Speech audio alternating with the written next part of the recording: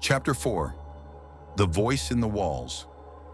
It's been 11 days since I first heard the whisper say my name. I know that number because I've counted each sunrise from the same chair, the one by the window that looks out over the overgrown garden. But lately, I can't tell if the light outside is real anymore. It flickers like candlelight through fog. The house is never silent now. Every wall breathes, every floorboard sighs.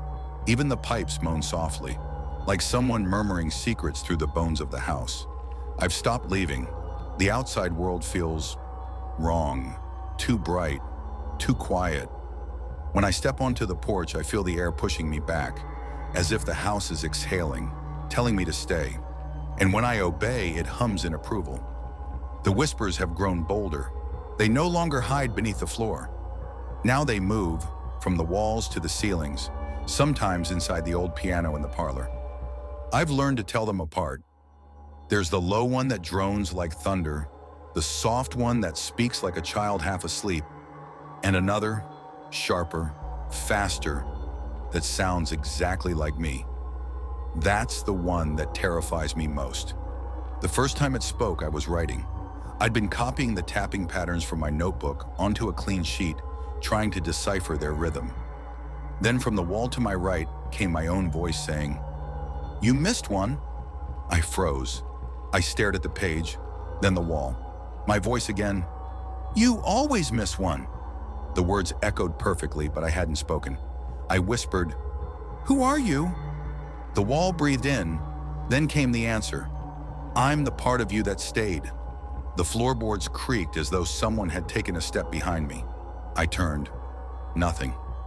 Yet I could feel warmth on my neck, as if someone had just leaned close enough to whisper.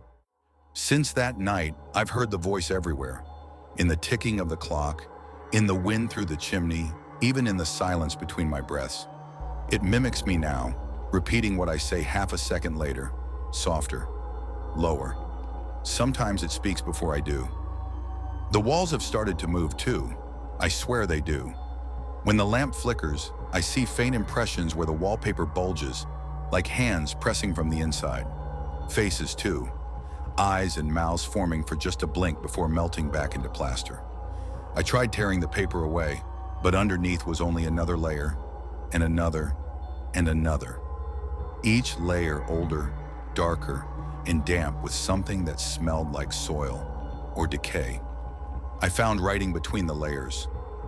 Words scrawled in what looked like charcoal. The hum is the key. The more I listen, the more I understand. The sound beneath the house isn't random. It's mechanical, alive. The resonance moves through the wood like blood through veins. I think my uncle knew. I think that's why he never left. Tonight, the whispers were louder than ever. I lit every candle I could find, but the flames leaned away from the walls, as though afraid.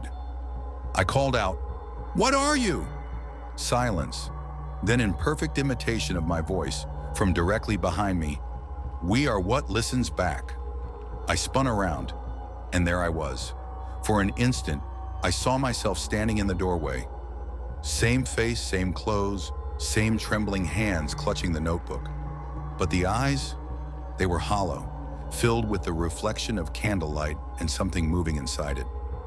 The other me smiled, a slow, deliberate curve of lips, and whispered, "You wrote us in." The candles went out. Now I sit here writing in darkness, guided only by the hum. I can't tell where my thoughts end and the house begins.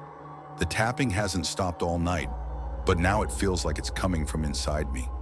When I place my hand on the floor, it pulses beneath my palm. Slow, patient, alive. And when I whispered just now, "Are you still there?"